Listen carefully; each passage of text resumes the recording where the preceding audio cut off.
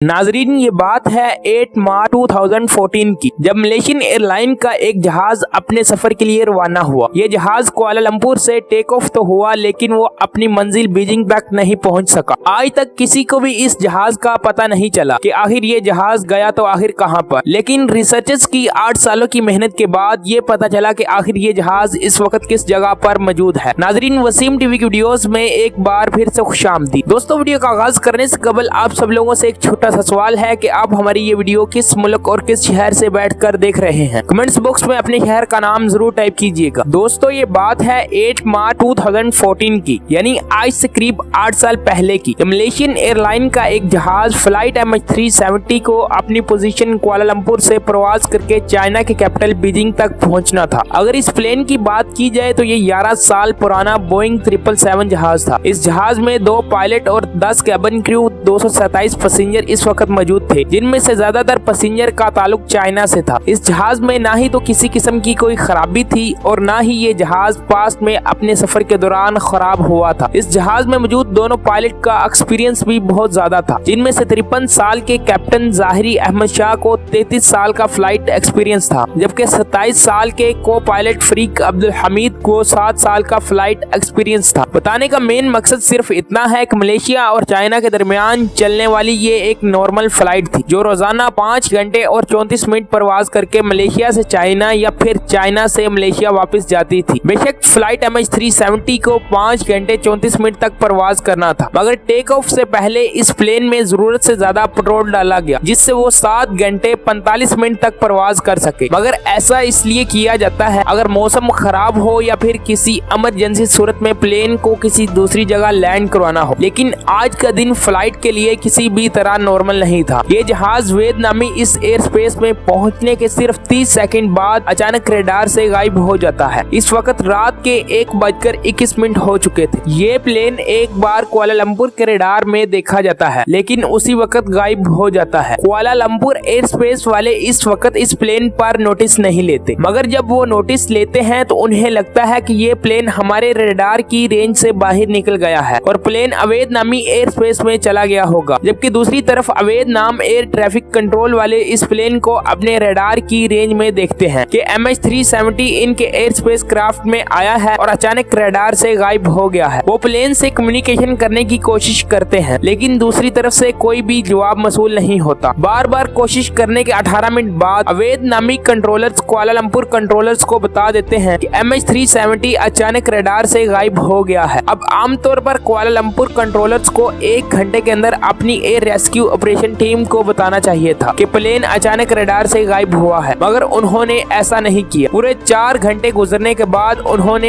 Air rescue operation team को बताया। अब सुबह के 6:32 हो चुके थे। ये वो टाइम था जब प्लेन को बीजिंग में लैंड कर जाना चाहिए था, मगर ऐसा कुछ नहीं होता। फौरन एक सर्च ऑपरेशन बुलाया जाता है। अगर आप इस नक्शे को देखें तो प्लेन मलेशिया से बीजिंग जा रहा था। दरमियान में अवैध नाम और साथ में साउथ चाइना सी आता है। ये ऑपरेशन साउथ चाइना सी में शुरू किया जाता है। ये सर्च ऑपरेशन एक इंटरनेशनल एफर्ट है। इस ऑपरेशन में 34 शिप और 28 एयरक्राफ्ट 7 अलग अलग कंट्रियों के इस प्लेन को ढूंढने की कोशिश करते हैं, लेकिन प्लेन का कुछ पता नहीं चलता। करीब 4 दिन बाद यानी 12 मार्च को एक खबर सामने आई, जिसने सारी रेस्क्यू टीम को हिलाकर रख दिया। पता चला कि प्लेन सिविलियन रेडार से गायब हुआ, लेकिन इस रात एक मिलिट्री रेडार ने इस जहाज को स्पॉट किया था। मगर इसके बाद जो हुआ वो कुछ यूं था। सिविलियन रेडार से गायब होने के बाद जहाज ने चंद मिनटों के लिए राइट पर जाना शुरू किया, फिर इसके बाद यू टर्न करके वापस मलेशिया की तरफ टर्न किया। पूरे 31 मिनट बाद प्लेन ने मलेशिया के शहर पेनांग को क्रॉस किया था। मिलिट्री रेडार के मुताबिक इस जहाज को आखिरी बार रात के 2:22 पर ट्रैक किया गया था। तब ये जहाज इंडियन ओशन के इस पॉइंट पर था। इसके बाद MH370 ना ही मिलिट्री रेडार पर शो हुआ और ना ही सिविलियन रेडार पर। पूरी रेस्क्यू टीम इस बात से हैरान थी कि आखिर जहाज गया तो आखिर कहां पर। जो रेस्क्यू टीम जहाज को गोल्फ ऑफ थाईलैंड और साउथ ऑफ चाइना में ढूंढ रही थी, वो अब जहाज को इंडियन ओशन के इस पॉइंट पर ढूंढने लगी। मगर हैरत वाली बात ये थी कि प्लेन का पता फिर भी नहीं चला। अगले चंद दिनों बाद एक और खबर सामने आई, जिसने सबको हैरान कर दिया। पता चला कि प्लेन मिलिट्री रेडार से 2:22 पर गायब हुआ, लेकिन एक सैटेलाइट ऐसी थी जिससे वो लगातार कांटेक्ट में था। ये सैटेलाइट जहाज जहाज के कम्युनिकेशन सिस्टम के खराब होने या फिर किसी और इमरजेंसी सिचुएशन में जहाज से राब्ता रखती है। जहाज ऑटोमेटिकली ठीक हर घंटे के बाद इस सैटेलाइट को सिग्नल देता रहा। इस जहाज ने 7 बार सैटेलाइट को सिग्नल देने की कोशिश की। रिसर्चर्स इस जहाज की लोकेशन सैटेलाइट की मदद से मालूम करने की कोशिश में लग गए, मगर सैटेलाइट एग्जिट लोकेशन नहीं बता सकता। सिर्फ एक एस्टीमेट के मुताबिक ये लोकेशन मालूम हो सकती है कि प्लेन कौन से पॉइंट पर होगा। अब आप लोग ये व्हाइट सर्कल देख रहे हैं, इस सर्कल के मुताबिक प्लेन इस सर्कल के किसी भी पॉइंट पर हो सकता है। जब प्लेन ने सैटेलाइट से कम्युनिकेट करने की कोशिश की थी, प्लेन ने इस सैटेलाइट से 7 बार कनेक्शन बनाने की कोशिश की थी। अब आप यहाँ पर 7 व्हाइट सर्कल अलग अलग देख रहे हैं। ये वो सर्कल हैं जब प्लेन ने सैटेलाइट से कम्युनिकेशन करने की कोशिश की थी। इन सर्कल्स का नेम सैटेलाइट हैंडशेक रखा गया था। हर सर्कल पर टाइम लिखा हुआ है जब प्लेन ने सैटेलाइट से कनेक्शन बनाने की कोशिश की थी। जो आखिरी सर्कल है वो इस प्लेन की आखिरी लोकेशन बता रहा है। इस सैटेलाइट के सेव डाटा की मदद से एक्सपर्ट ने एक कम्प्लेक्स कैलकुलेशन परफॉर्म की। आखिरकार फ्लाइट MH3 के अगले मूव का भी पता चल गया। पता ये चला कि मिलिट्री रडार से भी गायब होने के बाद मलेशियन एयरक्राफ्ट ने दोबारा टर्न लिया। अगले 5 घंटों तक इंडियन ओशन की इसी डायरेक्शन पर फ्लाई करता रहा। सुबह को 8:09 पर जहाज ने आखिरी दफा सैटेलाइट से कनेक्शन बनाने की कोशिश की थी। इसके बाद प्लेन ने ना ही किसी सैटेलाइट से कनेक्शन बनाने की कोशिश की और ना ही किसी रडार पर शो हुआ। एक्सपर्ट का मानना है ऑस्ट्रेलिया से 2000 किलोमीटर दूर वेस्ट में इंडियन ओशन के ठीक इस कब्ड स्पॉट पे आकर प्लेन का सैटेलाइट से कनेक्शन टूटा। यानी कि कुआलालंपुर से टेक ऑफ करने के बाद प्लेन को इंडियन ओशन के कब्ड स्पॉट में पहुंचने पर 8 घंटे लगे। प्लेन में टोटल फ्यूल भी इतना था। ऑरेंज कलर वाली जगह पर सबसे ज्यादा ऑपरेशन किए गए।